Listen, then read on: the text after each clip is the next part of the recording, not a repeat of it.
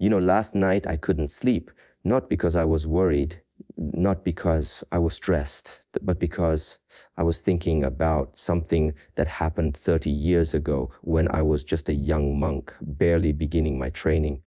I was lying in my bed in the monastery, and my master walked past my room. It was late, maybe 11 at night. He stopped, looked at me through the door, and said something I didn't understand at the time. He said, "The way you end your day determines the quality of your dreams. The way you begin your day determines the quality of your reality." Then he just walked away. I lay there confused, wondering what he meant. 30 years later, after training thousands of students, after witnessing countless transformations, after seeing people completely change the trajectory of their lives, I finally understand what he was telling me. And tonight, I'm going to share with you what took me 3 decades to fully comprehend. Right now, as you sit here listening to me, I want you to think about something. Think about what you did last night before you went to bed. Really think about it. Did you scroll through your phone? Did you watch television until your eyes couldn't stay open anymore? Did you replay every mistake you made during the day? Did you worry about tomorrow? Now think about this morning. How did you wake up? Did you hit the snooze button 3, 4, maybe 5 times? Did you grab your phone before your feet even touched the ground? Did you rush through your morning in a fog, already stressed before the day even began? Be honest with yourself. No one else needs to know, but you need to know. Because what I'm about to tell you will only work if you're willing to be brutally honest with yourself about where you are right now. There's a story I tell my students when they first arrive at the temple. It's about a farmer who owned a small plot of land.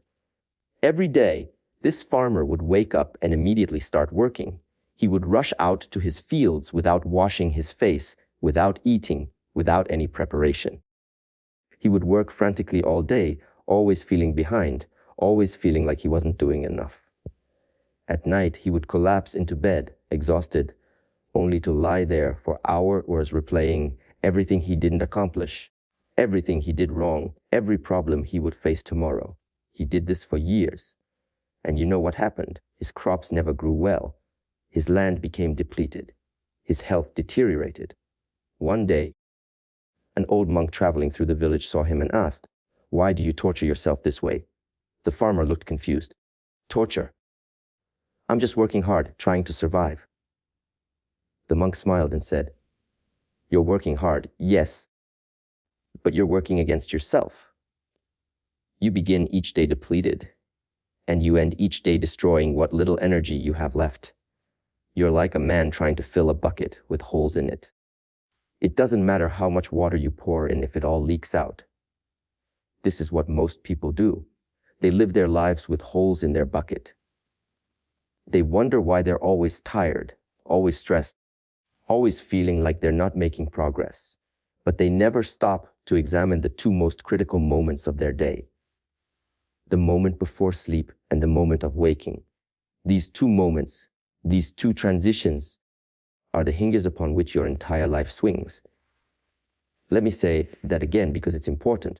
The last 30 minutes before you sleep and the first 30 minutes after you wake are the most powerful windows of opportunity you will ever have to transform your life. Not exercise, not diet, not meditation, not goal setting, though all of those things matter. But if you get these 2 windows wrong, nothing else you do will have its full effect. If you get these 2 windows right, everything else becomes easier. I see it in people's eyes when I say this. Skepticism. How can 30 minutes in the morning and 30 minutes at night change my life? I have real problems. I have financial stress. I have relationship issues. I have health concerns. How will changing my bedtime routine fix any of that? And I understand this skepticism because I had it too. But let me explain something to you about how your mind works. Something that modern science is only now beginning to understand, but that monks have known for thousands of years. Your brain has different states of consciousness. When you're awake and active, Your brain operates at a certain frequency, a certain level of activity. But in the moments before sleep and just after waking, your brain enters what we call a hypnagogic state, a threshold state between waking and sleeping. In this state, your conscious mind, the part of you that's critical and analytical and always judging, begins to relax its grip. Your subconscious mind, the part of you that actually runs most of your behavior, becomes more receptive, more open, more programmable. Think of it like this.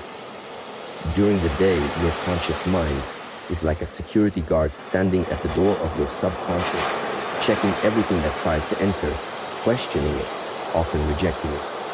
But before sleep and after waking, that security guard takes a break. The door is open. Whatever you put into your mind during these windows goes directly into your subconscious, where it becomes part of your automatic programming. Now, most people use these precious windows in the worst possible way. Before bed, they watch the news and fill their subconscious with fear, violence, and anxiety. They scroll through social media and fill their subconscious with envy, comparison, and inadequacy. They replay their failures and fill their subconscious with shame and regret. Then they wonder why they have nightmares, why they wake up feeling heavy, why they can't break negative patterns. In the morning, they hit snooze repeatedly, training their subconscious that they don't follow through on commitments, even commitments to themselves. They grab their phone and immediately put themselves in reactive mode, responding to other people's agendas, other people's emergencies, other people's demands. They skip breakfast or eat garbage, telling their subconscious that they don't value their own well-being. They rush and stress, programming their nervous system for anxiety before the day even begins. Is it any wonder that people feel stuck? Is it any wonder that people struggle to change? They're programming themselves for failure twice a day, every single day. Let me tell you about a student who came to me 3 years ago. We'll call him David. David was a successful businessman on paper, making good money, respected in his field. But he was miserable. He was on antidepressants, seeing a therapist twice a week. His marriage was falling apart, and he told me he thought about ending his life at least once a week. He came to the temple as a last resort. He said, "I've tried everything. Therapy, medication, self-help books, seminars, everything. Nothing works. I think I'm just broken." I watched him for a few days. I watched his routines, and I saw exactly what was wrong. Every night, David would work until he couldn't keep his eyes open. He would answer emails in bed, watch YouTube videos to wind down, and scroll through Twitter, reading angry political arguments and depressing news stories. He would finally pass out from exhaustion, usually around 1 or 2 in the morning. The next morning, his alarm would go off at 6. He would hit snooze until 6:40, 5, then panic and rush through his morning. He would skip meditation because he didn't have time. He would skip breakfast because he was late. He would get in his car already stressed, already behind, already defeated. And this was a man wondering why he felt depressed. I sat with him and said, "I'm not going to teach you anything complex. I'm not going to give you hours of meditation or difficult practices.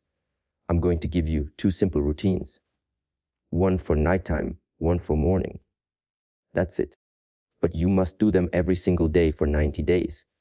No excuses, no exceptions. Can you do that?" He looked at me like I was crazy. "That's it. That's your big solution?" I said, "Try it. What do you have to lose?" The nighttime routine I gave him was simple.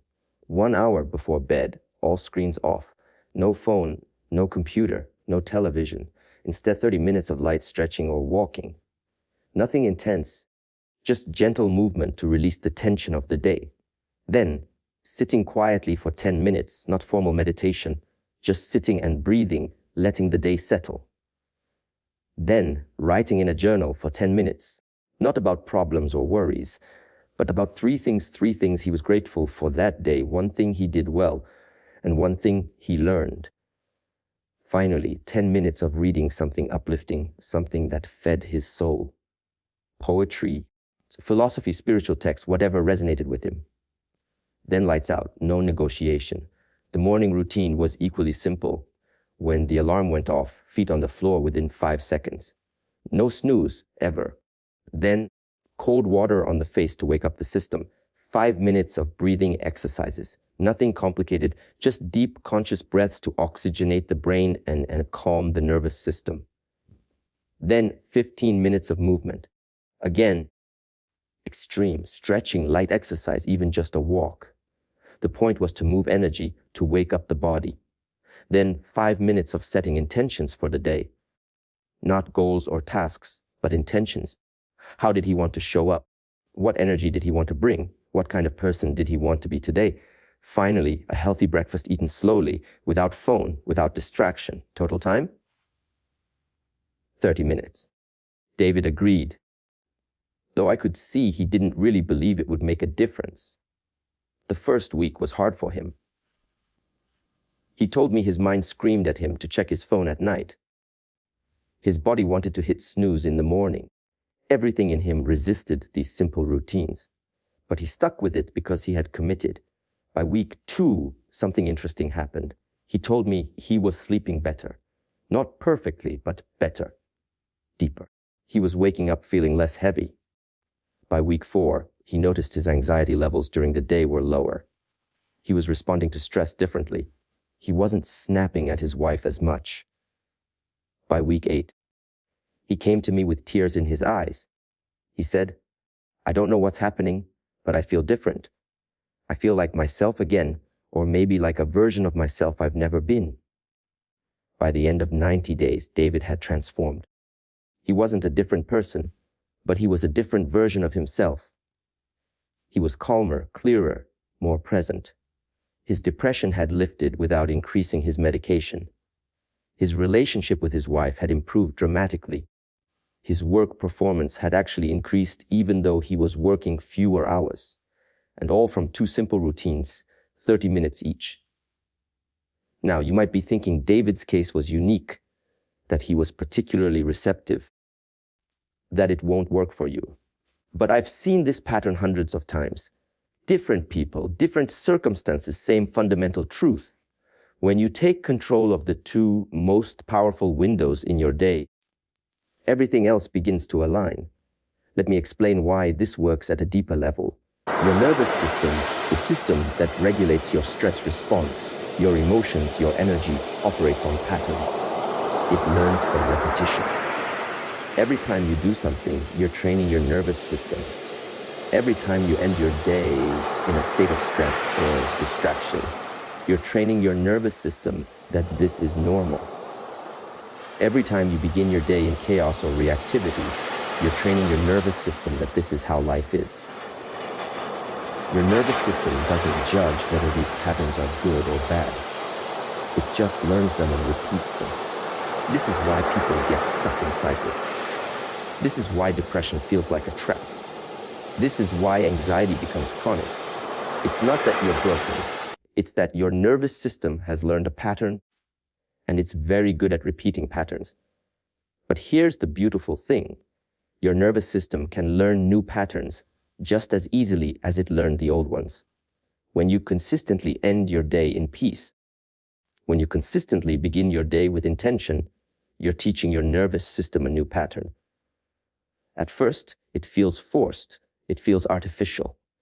Your nervous system resists because it's comfortable with the old pattern, even if the old pattern is painful.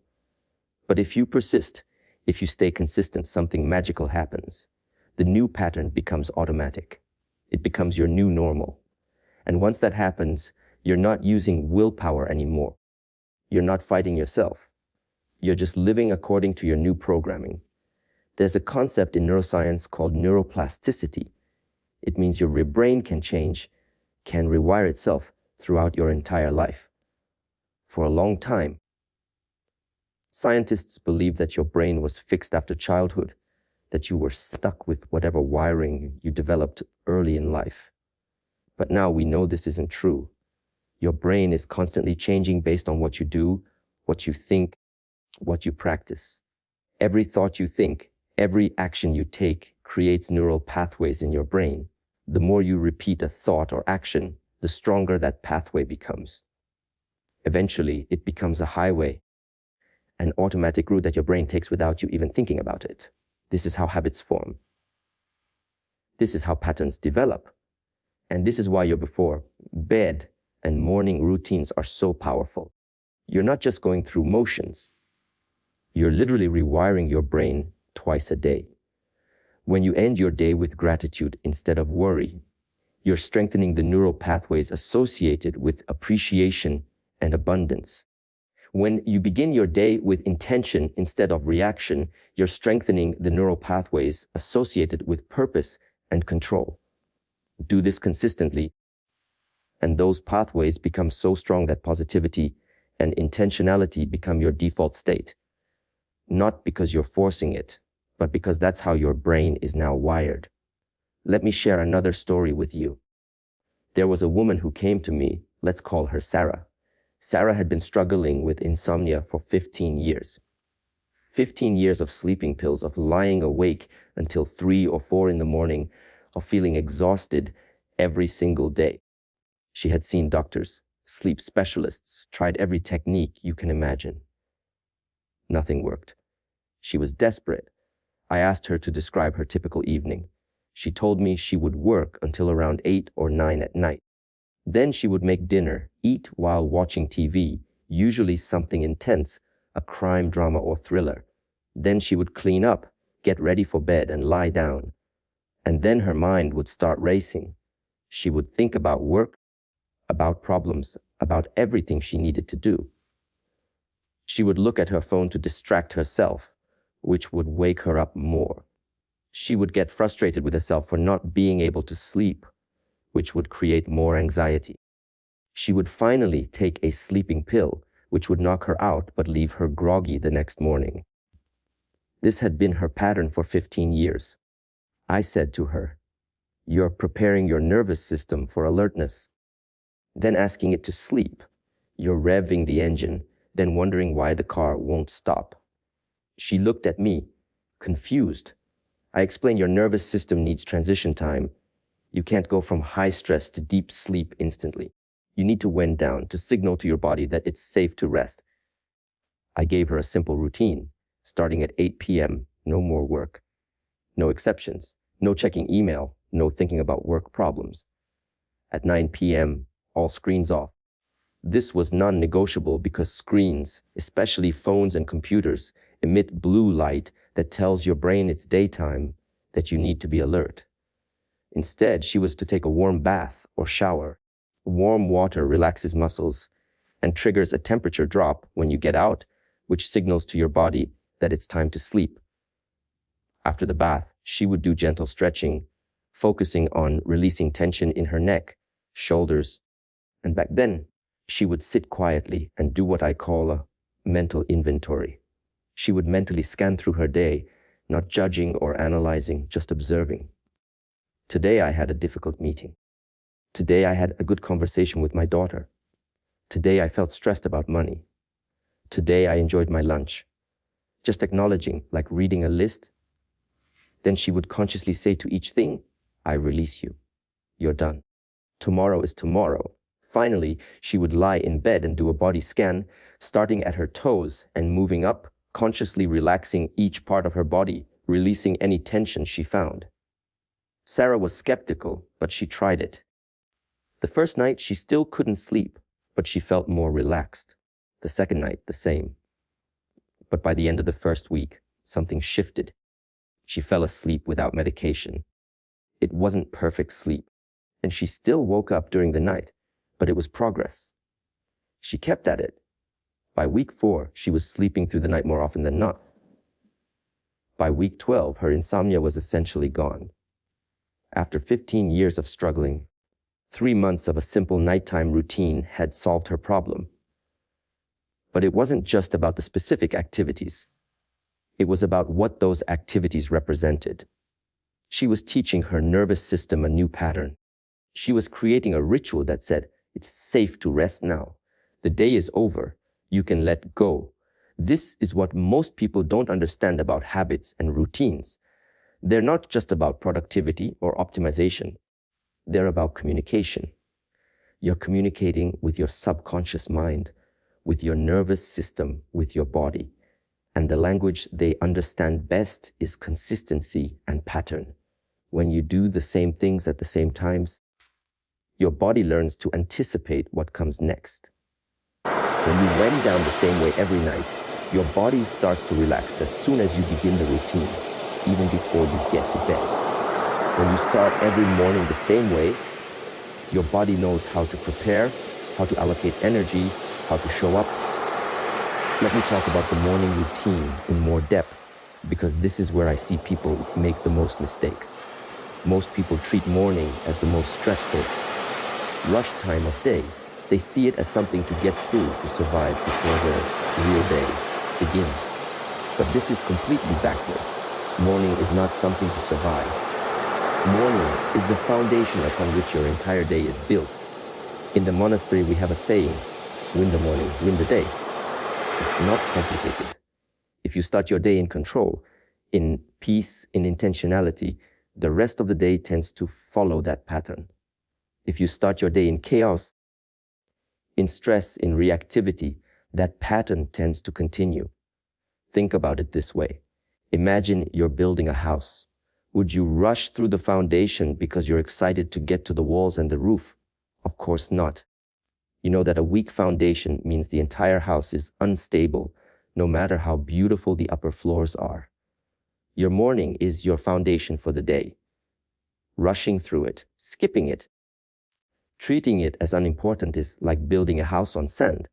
It might hold up for a while, but eventually it's going to collapse. I had a student once, a high-powered executive, who told me he didn't have time for a morning routine. He needed to check his email as soon as he woke up because he was responsible for a large team and urgent things came up overnight. I said to him, "So you're telling me that the most important thing you can do for your team is to wake up in reactive mode, to start your day in stress, to make decisions before you're fully conscious?" He stopped and thought about it. I continued, "Who do you think makes better decisions? The version of you that wakes up, takes time to center yourself, to clarify your thinking, to prepare mentally and emotionally for the day? Or the version of you that wakes up in panic mode, responding to emergencies before your brain is even fully awake?" He tried my morning routine for 1 week, just 1 week. At the end of that week, he came back and said, "I can't believe I've been living any other way. My team has actually performed better this week, not worse. And I feel like I have more time, not less. How is this possible? How does spending 30 minutes on yourself in the morning create more time rather than taking it away?" It's because of something called decision fatigue and cognitive load. Your brain has limited resources. Every decision you make, every problem you solve, every stimulus you process depletes these resources. When you start your day in reactive mode, responding to emails and messages and other people's needs, you're depleting your resources before you even begin your important work. By mid-morning, you're already tired. By afternoon, you're running on empty. But when you start your day with a routine that centers you, that prepares you, you're conserving your resources. You're making sure your battery is fully charged before you start using it. This means you have more energy throughout the day, you make better decisions, you're more creative, you're more present. The specific activities in a morning routine matter less than the principle behind them. The principle is this: you begin your day by doing things that fill you up rather than drain you. You begin by taking control rather than giving it away. You begin by being intentional rather than reactive. For some people, this might mean meditation and yoga. For others, it might mean exercise and journaling. For others, it might mean walking in nature and reading. The activities themselves are less important than the act of claiming your morning for yourself. Let me give you the core components that I found most effective across hundreds of students. First, no snooze button. This might seem small, but it's actually huge. Every time you hit snooze, You're training yourself that you don't keep commitments, even commitments to yourself. You're starting your day by breaking a promise. That might sound harsh, but it's true. Your alarm goes off at the time you decided to wake up. If you hit snooze, you're immediately contradicting yourself. You're saying, I can't trust my own decisions. Do this every morning, and you train yourself into a pattern of not following through. The solution is simple but not easy. When the alarm goes off, you immediately, no negotiation, no debate, no bargaining, feet on the floor. Some people find it helpful to count down. 5, 4, 3, 2, 1, move. The counting bypasses your thinking mind, which will always come up with reasons to stay in bed. Second, some form of physical activation. This doesn't mean you need to run a marathon or do an intense workout, though if that works for you, great. But your body has been stationary for hours. Your circulation has slowed. Your energy is low. You need to move it. Cold water on your face, some stretching, a short walk, some jumping jacks, something to tell your body, we're awake now, we're alive. Let's move. In the monastery, we do prostrations, a form of bowing that involves the whole body. It's moving meditation, a way to wake up physically while also centering spiritually. You don't need to do prostrations, but you need to do something physical. Third, some form of breath work. Your breath is the bridge between your conscious and unconscious mind. It's the one autonomic function that you can control consciously. When you take control of your breath, you're taking control of your state. Deep breathing oxygenates your brain, calms your nervous system, and centers your awareness.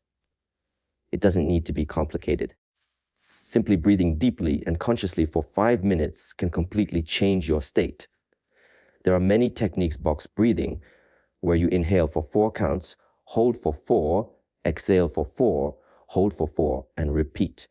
Alternate nostril breathing, where you close one nostril and breathe through the other, alternating sides. Or simply deep belly breathing, where you breathe deeply into your abdomen, feeling it expand and contract.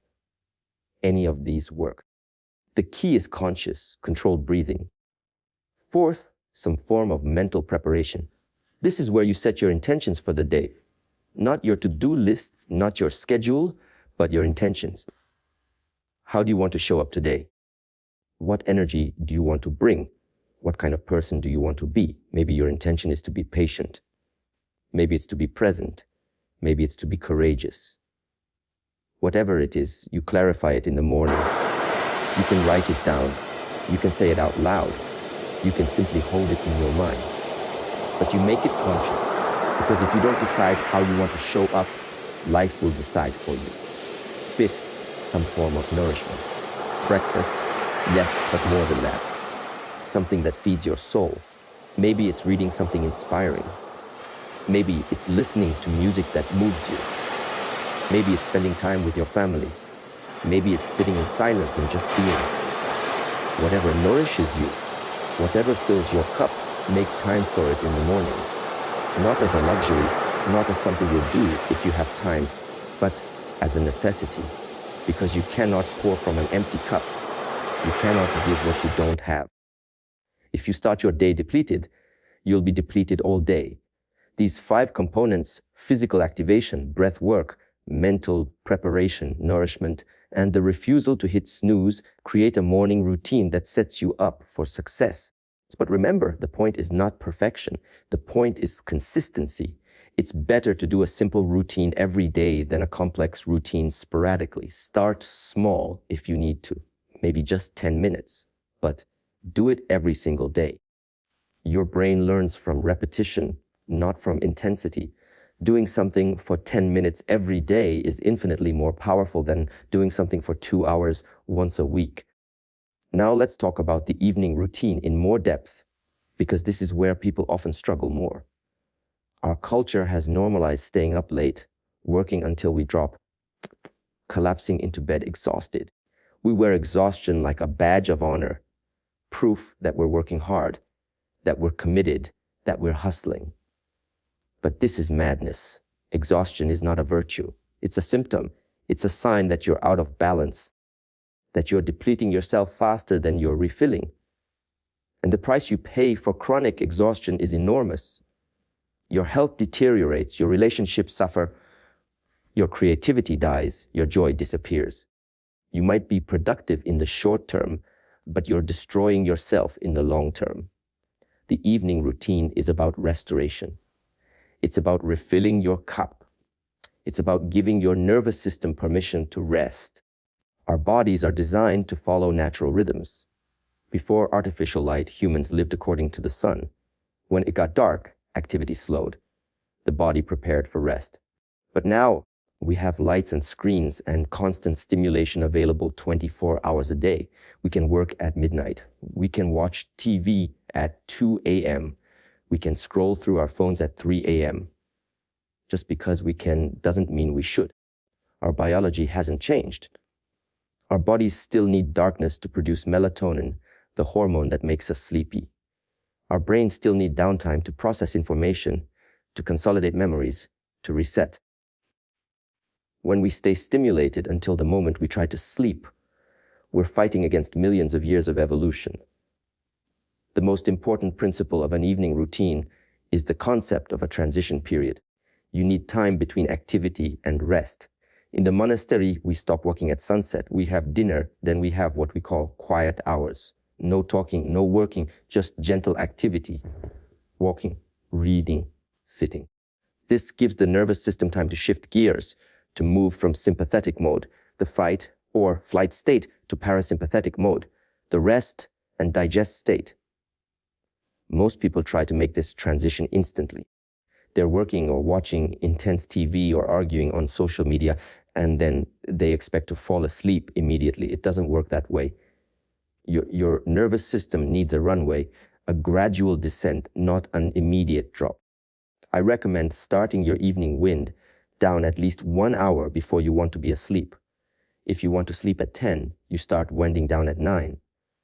During this hour, you're consciously shifting your energy down. The first thing to do is eliminate stimulating inputs. No more work, no intense TV or movies, no social media, no news, nothing that gets your adrenaline going, nothing that triggers strong emotions. I know this is hard for people. We're addicted to stimulation. We feel like we're missing out if we're not consuming content. But ask yourself, what's more important? Watching one more episode or sleeping well? Reading angry comments on social media or waking up refreshed? The choice is yours, but you can't have both. Instead of stimulating inputs, choose calming activities. Reading, but something peaceful. Not a thriller, not a work-related book. Maybe poetry, maybe philosophy, maybe fiction that's gentle and uplifting.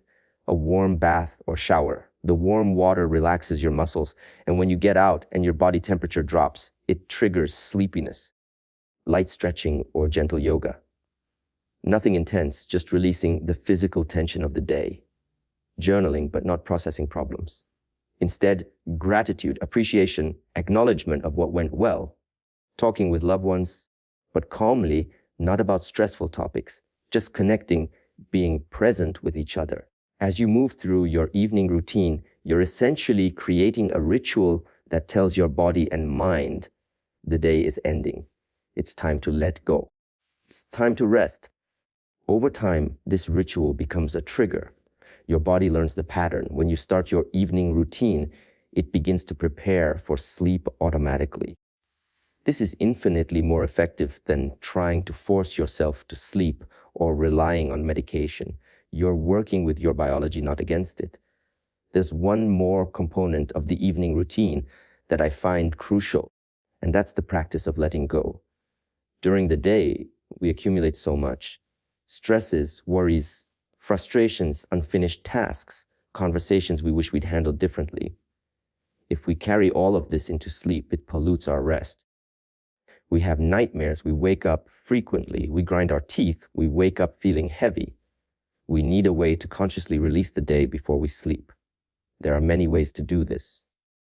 In the monastery, we use a practice called the evening reflection. You sit quietly and review your day, not to judge yourself, but simply to acknowledge what happened. You notice what you did well and what you could improve. You forgive yourself for mistakes. You let go of grievances. You release attachment to outcomes. Then you consciously say, either out loud or in your mind, I release this day. It is complete. I rest now. Some people find it helpful to write this down. Journal about the day, then literally close the journal and say, this day is finished. Some people visualize placing their worries in a box or dropping them into a river and watching them float away. The specific method matters less than the act of conscious release. You're training your mind that there's a time for action and a time for rest. And right now is time for rest. Everything else can wait until tomorrow. I want to address something that comes up frequently when I teach these practices. People say, but I have young children, or but I work night shifts, or but my life is chaotic right now. They believe that the circumstances make these routines impossible. And I understand. Life is complex. Not everyone has the luxury of perfect conditions.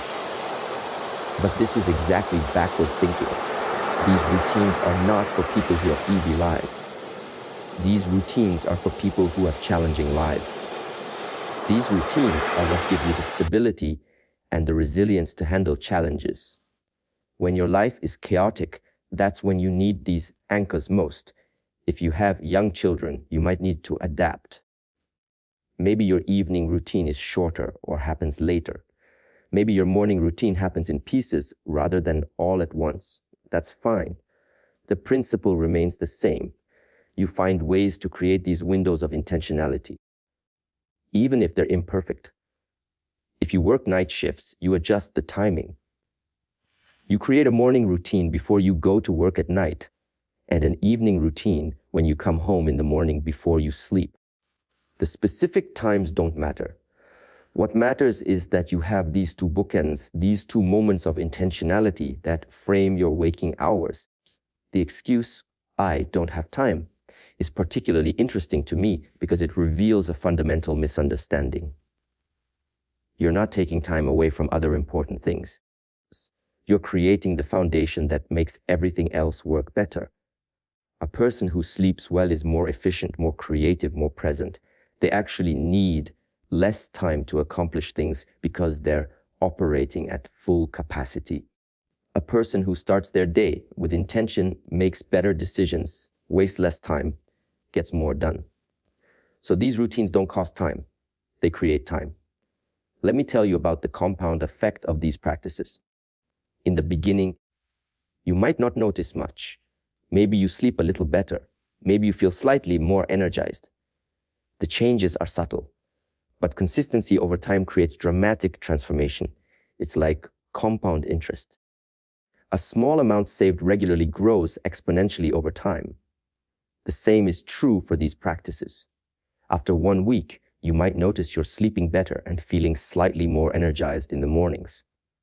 After 1 month, you might notice your mood is more stable, you're less reactive to stress, you're making better decisions. After 3 months, people around you start to notice. You seem calmer, more present, more grounded. After 6 months, you look back and realize you're a different person. Not because you've changed who you are, but because you've removed the layers of stress and exhaustion and reactivity that were covering your true nature. After 1 year, these practices are so deeply ingrained that you can't imagine living any other way. They're not things you force yourself to do. They're just how you live. And here's what's beautiful. As these practices become automatic, they free up space in your life for other things. You have more energy for your relationships. You have more creativity for your work. You have more presence for the simple joys of life. You're not constantly depleted, constantly running on empty, constantly just trying to survive. You're actually living. Think about what you could accomplish, who you could become if you woke up every day feeling rested and energized and clear. If you went through your day with focus and presence and intention. If you ended each day feeling peaceful and satisfied rather than wired and depleted. How different would your life be? What would be possible for you? The tragedy is that most people never find out. They spend their entire lives operating at 50% capacity, maybe less. They accept exhaustion and stress and reactivity as normal. They believe this is just how life is. But it's not. This is just how life is when you're living against yourself, when you're fighting your own biology, when you're ignoring the basic needs of your nervous system. There's another way, a simpler way, a more natural way. It starts with 2 simple habits. Before bed and morning, 30 minutes each. That's all. But those 30 minutes done consistently will change everything. I want to share one more story before we close. There was an elderly man who came to the temple near the end of his life. He was in his 80s, and he told me he had one great regret. He said that for most of his life, he had lived in what he called a fog. He would wake up tired, go through his day in a blur of activity and stress, collapse into bed exhausted, and do it all again the next day. He raised his children this way. He built his career this way. He lived decades this way. And now, near the end, he realized he had missed most of his life. He had been there physically, but not present mentally or emotionally. He had been so focused on surviving, on getting through each day, that he never actually lived. He came to the temple because someone had told him about our practices. He wanted to know if it was too late for him to learn to be present, to actually experience life before it was over. I taught him the same practices I'm teaching you. Morning and evening routines. Simple, consistent, intentional. He followed them diligently. One day, a few months later, he came to me with tears streaming down his face. He said, "For the first time in my life, I'm actually awake. I'm actually here." I retrieved this response paused because Claude reached its max length for a message. Hit continue to nudge Claude along. Continue Claude can make mistakes. Please double check responses. Sonnet 4.5